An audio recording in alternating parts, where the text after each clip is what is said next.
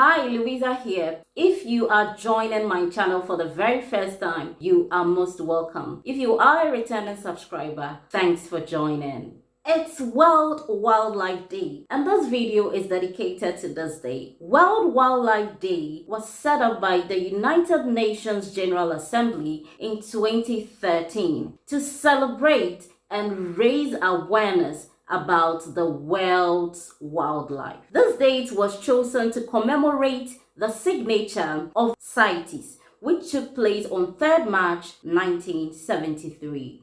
In this video, I'm going to talk about transnational illegal wildlife trade. But before then, click on the link to watch my video where I define wildlife and its importance. So what do we mean by transnational illegal wildlife trade? It is the violation of law on wildlife trade that involves more than one country in the planning, execution, and impact. In other words, transnational illegal wildlife trade is the selling and buying of wild plants and animal species, either whole or their derivatives such as the meat, the bones, the scales, the skin, that are protected by national or international laws. For example, the pangolin is the most widely trafficked mammal in the world. Its scales are on high demand in Asia for use in traditional Chinese medicine. In recent years, several tons of illegal wildlife or wildlife products have been seized around the world, with many traced to Africa and increasingly West Africa. In 2019 alone, 67.6 tons of pangolin scale seizures were from Africa. Ghana is no exception to this illegal trade. In 2017, 700 kilograms of pangolin scales, the equivalent of over 1,600 individual pangolins, were seized in Malaysia and found to have been shipped from Ghana despite Ghanaian law protecting pangolins. So why are people engaging in wildlife trafficking? It's simple, because the profit margins are high and the amount realized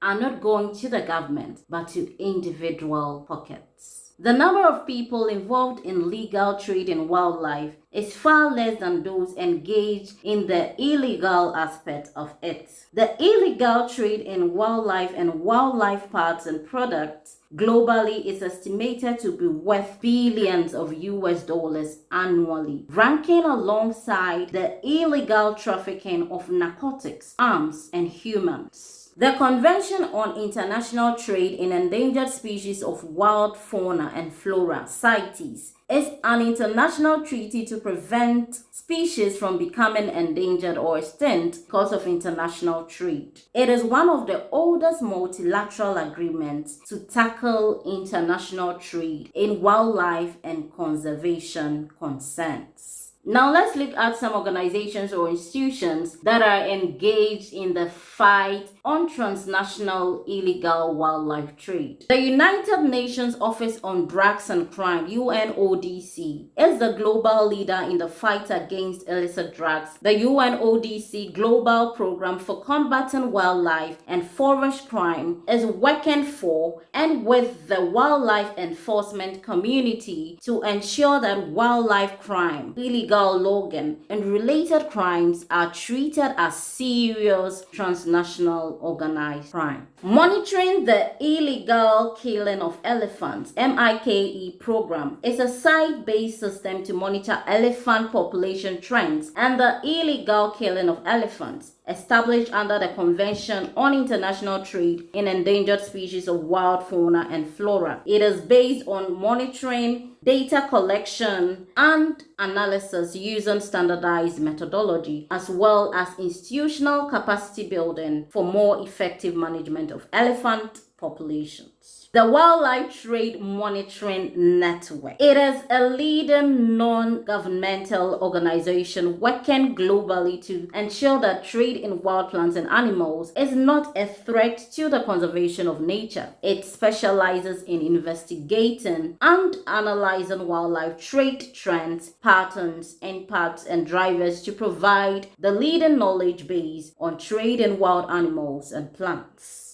So now let's zoom into Ghana. The Wildlife Division of the Forestry Commission is the government institution responsible for the protection of wild animals, and it has done this over the years. In a statement by the executive director of the division, he advised financial institutions to be aware of money laundering activities by people engaged in the illegal wildlife trade. Arosha Ghana is also one of the key NGOs in the country that is fighting against the illegal trade in wildlife, and is doing so by raising awareness about the most trafficked mammal in the world, the pangolin. Finally, what can you do to help put a stop to wildlife trafficking? When you are unsure about the origin of a product, ask about its origin. Pledge your support by standing with organizations which urge governments to do more to stop wildlife crime. Share knowledge and information about wildlife trafficking and report any illegal wildlife trade. Share with me your thoughts on the topic in the comment section. And if you like this video, let me know by giving it a thumbs up and subscribe for more content.